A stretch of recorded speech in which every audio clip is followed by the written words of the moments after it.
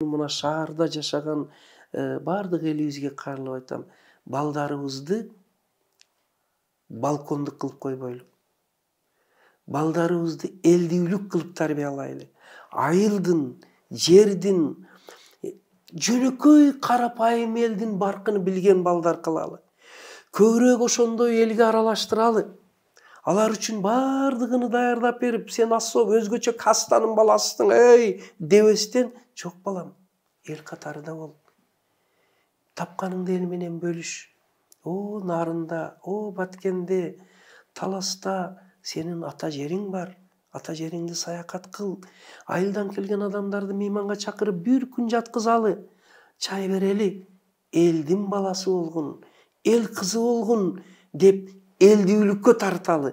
Бираз ушул жакта менин папам, менин атам